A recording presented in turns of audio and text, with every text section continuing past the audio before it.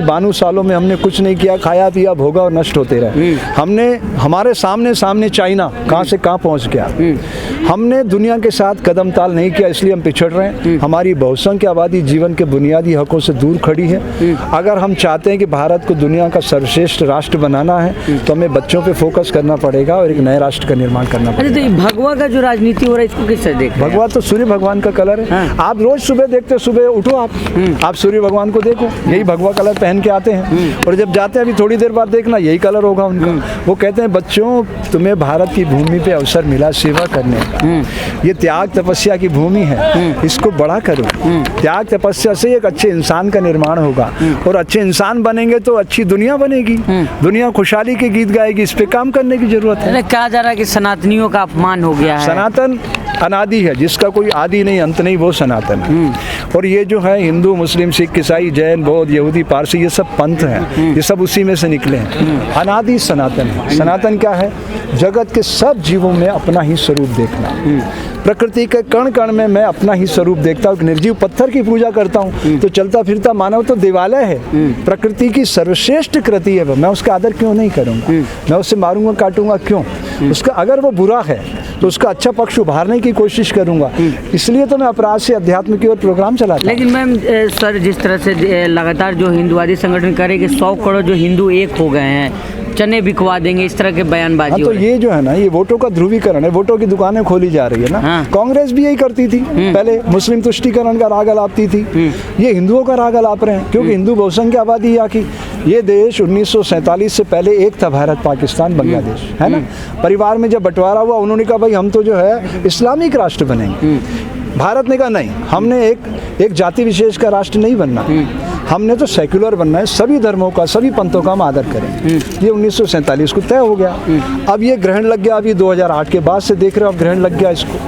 पहले भी बीच में कांग्रेस ग्रहण लगाती रही है, लेकिन इन्होंने वायरस बहुत बड़ा कर दिया और वैमनस्य की इतनी बड़ी दीवारें खींच दी कि आने वाले युगों तक आने वाले भविष्य के बच्चों को इसकी कीमत चुकाना पड़ेगी। लेकिन जिस तरह की ये राजनीति चल रही है सर, पहले जो चलता था कि मजहब की राजनीति, लेकिन रंगों की राजनीति कहाँ तक सही है? ये वोटों का ध्रुवीकरण के लिए गिरेंगे ना जितने गिर सकते हैं। इनको सत्ता के केंद्र पे काबिज रहना और इनको ये सबसे सरलतम मार्ग लगता है। ये तो बहुत कठिन है लोगों का जीवन बदलना, ये बहुत आसान है मारकाट मचा के और वोट ले लेना। भाजपा नेता कह रहे हैं कि जिहादी हो गए हैं, सब हिंदुओं का अपमान कर रहे हैं। वही तो बात, ये सब वोटों का ध्रुवीकरण है। भाजपा कांग्रेस की बात मत करो।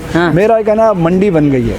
अब साधु संत सड़कों पे उतर गए महाराज जी। साधु संतों का धर्म ये है बेटा कि वो समाज को जागृत करें कि भारतीय संविधान सारी शक्ति अपने वोट से खड़ी करता है। लेकिन महाराज जी तो वो कह रहे हैं कि अब हम जगा रहे हैं, 2014 वाला भारत नहीं है। वो कौन लोग हैं? उनके खिलाफ पुलिस में रिपोर्ट करो, उनको जेल भेजा जाएगा। वो 153 का क्राइम करेंगे तो मीडिया के सामने आकर कह रहे हैं कि चमड़ी उखाड़ देंगे। अब ये सिस्टम की कमी है ना। अब सिस्टम की कमी क्यों है कि आपने वोट से ऐसे लोग बैठा दिए जिनके दिमाग में क्राइम है। अच्छे लोगों को आप मौका नहीं दोगे सत्ता में रहने का, लेकिन सर तो बदलाव कैसे करेंगे? लेकिन सर आपने भगवा धारण कर रखा है और कहा जा रहा है लगातार भगवा का अपमान हो रहा है। तो भगवा तो सूर्य भगवान का, सूर्य का अपमान करने की क्षमता आप में है, बताओ। अब देखिए ना, बजरंग दल वालों ने गुजरात में थिएटरों में जाकर मैं किसी दल की बात नहीं करता। मैं तो प्रकृति की बात करता हूँ। मैं योग विषय का विद्यार्थी हूँ, मैं पंचमहाभूत की बात करता हूँ।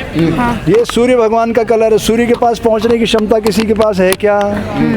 जब क्षमता ही नहीं है तो क्यों मैं बात करूँ, क्यों टाइम वेस्ट करूँ उसके? बताइए। पूरा आग लगी हुई है देश में सर इसी मुद्दे पे, 1 महीने से यही मुद्दा चल रहा है। ये जो देश है ना, ये सनातनी परंपरा का देश है, साधु संतों का देश है। ये कहता है कि जगत के कण कण में प्रकृति विद्यमान है, उसका आदर करना सीखो। अगर हम आदर करना सीखते तो क्या हमने जल की ऐसी दुर्गति की होती? आज हम सब मरा हुआ पानी पी रहे हैं। आप बताइए, बेसिक जो 5 एलिमेंट है उसमें सबसे पहले जल आता है। इस सौर मंडल में 72% है, इस शरीर में 72% है। हमने जल का सम्मान करना सीखा? आप बताइए।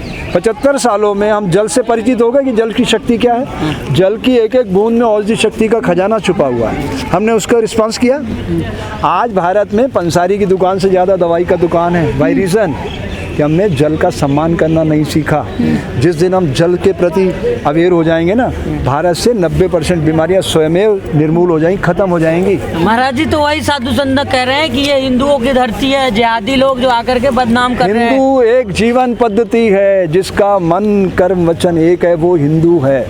उसको आप किसी पंथ विशेष से मत वो जोड़ो। कह रहे करोड़ों मेरे मानने वाले हैं, सबको मैं मना करूंगा कि जिहादियों के अब उनको लगता है कि इस तरह से वोटों का लाभ लिया जा सकता है, वोटों की खेती साधु की जा से सकती चुनाव है। थोड़ी लड़ते हैं कि उनको क्या लाभ होगा। साधु देखिए, हाँ। साधु होना और साधु दिखना दोनों अलग बात है।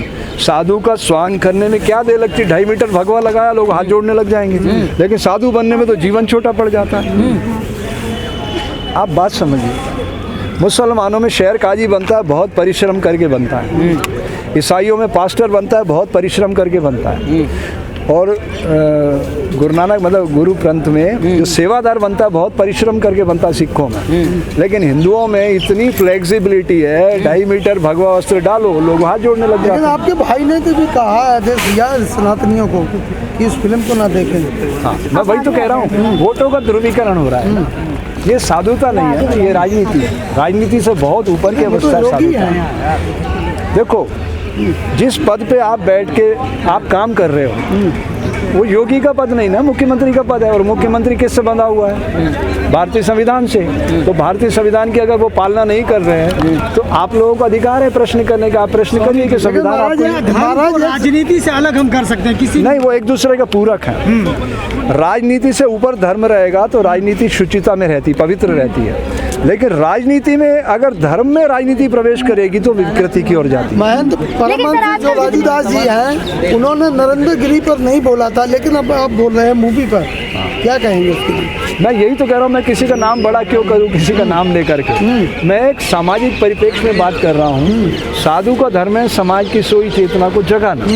हम उसी दिशा में काम कर रहे हैं। 45 साल से मैं बच्चों में, बंदियों में काम कर रहा हूँ। मेरे ऊपर कोई आक्षेप आपको लगाना तो मैं अपना जवाब दे सकता हूँ। मैं दूसरे के बारे में कौन होता हूँ टिप्पणी नरेंद्र गिरी करने पर नहीं बोलते महाराज। नरेंद्र गिरी की हत्या होती तब नहीं बोलते, क्योंकि आप बोल रहे हैं। हमने तो बोला था, उस समय भी बोला था। लेकिन सर, दिल्ली में जिस तरीके के हालात बने हुए हैं, अभी आपको भी पता है कि कांझे वाला केस हुआ है, सारे देश में है। हाँ। ये दृश्य कमोबेश सारे देश में उभर रहा है बेटा। भारत एक पितृ सत्तात्मक देश है।